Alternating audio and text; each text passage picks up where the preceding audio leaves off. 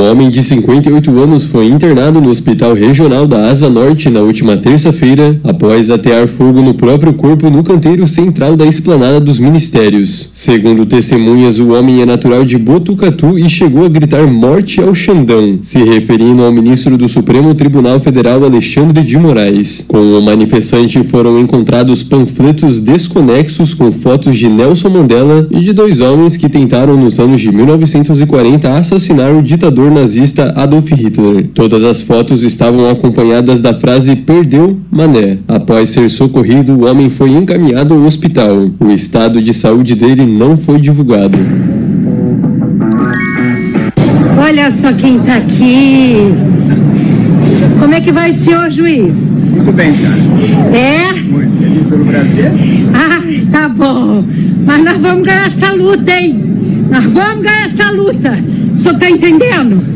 Que a gente vai ganhar essa luta? Tá bom? Cuidado, hein? O povo brasileiro é maior do que a Suprema Corte. Tá bom? Você não vai ganhar o nosso país. Foge! Isso mesmo, foge! Seja grosseira. Foge! Não, foge! Pra gente, o senhor vai responder às Forças Armadas? O senhor vai deixar o código-fonte ser exposto? O Brasil precisa dessa resposta, ministro. Todo respeito. Por favor, Barroso, responde pra gente. Perdeu, mané, numa mola. É sério. Não é isso não, ministro. Brasil defende. Brasil defende. Bom dia, senhoras e senhores. Hoje é 27 de setembro de 2024. São 10 horas da manhã. A Polícia Federal investiga 138 ameaças com risco real ou potencial a ministros do STF. Apesar das medidas de segurança adotadas após o 8 de janeiro, ataques ao Supremo seguem em alta, principalmente nas redes sociais.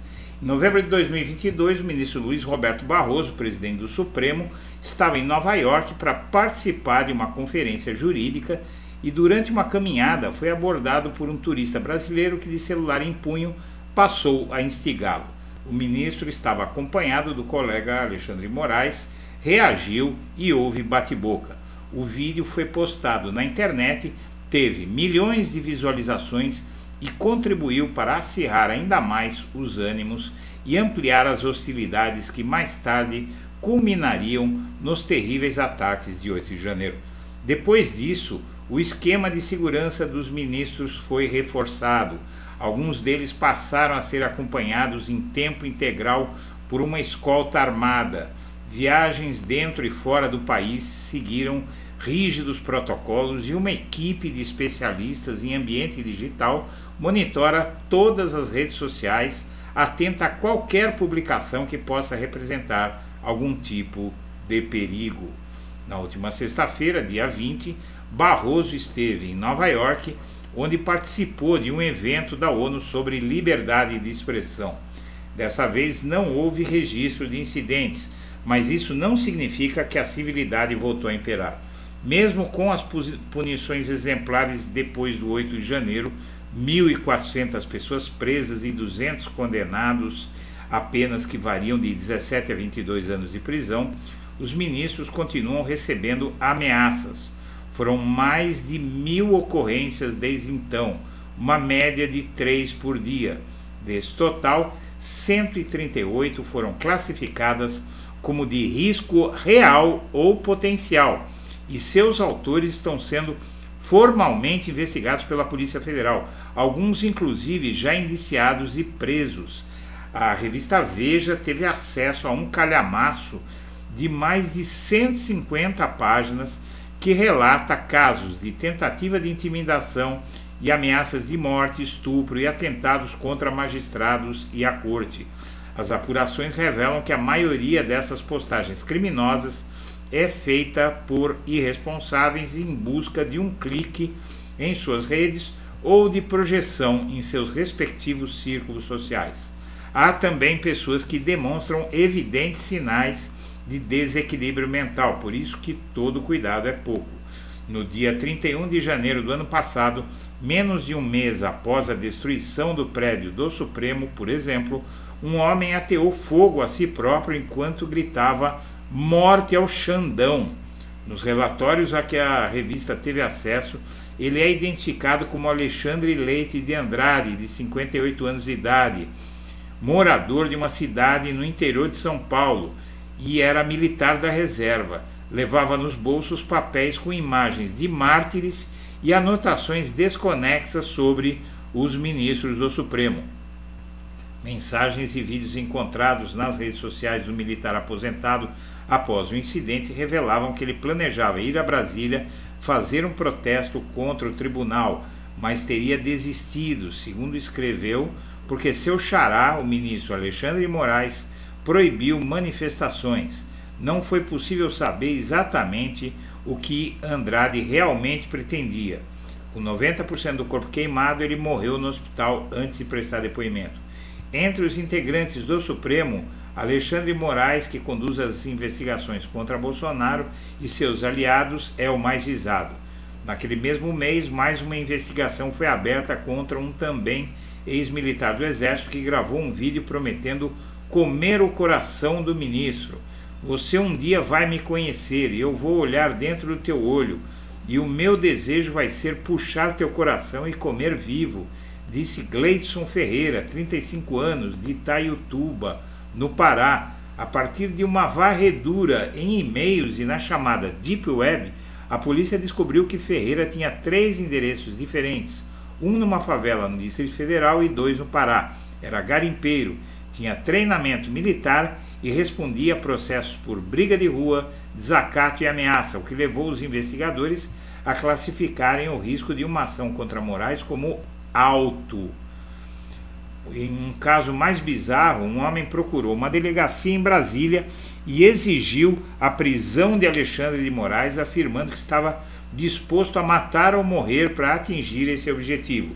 Os policiais não levaram o potencial da ameaça muito a sério, talvez pelo fato de Marcos Estevão de Santana Melo, de 32 anos, ser um cadeirante. O rapaz, porém, saiu da delegacia e foi direto para a sede do STF, sem precisar passar pelos detectores de metal por causa da cadeira de rodas. Ele conseguiu entrar no prédio e protocolar um documento. Depois seguiu em direção à Praça dos Três Poderes, onde se levantou, trocou de roupa e saiu caminhando até um ponto de táxi. A Polícia Federal também abriu um inquérito para apurar esse caso. Nas redes sociais, o falso cadeirante descreveu sua aventura. "Sou um homem que veio a Brasília de cadeira de rodas, impetrou um mandado de prisão de Alexandre de Moraes e saiu de lá ileso para a honra e a glória de Deus."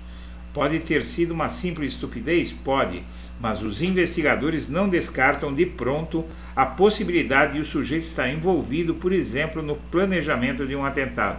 No final de 2023, um alerta vermelho, o mais sensível, foi emitido pelo setor encarregado do monitoramento das ameaças pelas redes sociais. Na época, Bolsonaro estava no epicentro da investigação que apurava a venda de joias que ele recebeu de presente durante seu governo, e circularam boatos de que o ex-presidente poderia ser preso preventivamente. Foi nesse contexto que Luiz Antônio Dornelas Lopes gravou e postou um vídeo com a seguinte ameaça: "Tenho quase 60 anos de idade, fui cabo temporário da 9ª Ciacom, na Vila Militar, no Rio de Janeiro. Estou aqui fazendo um pacto. Se prenderem Jair Messias Bolsonaro, eu me ofereço como bomba humana.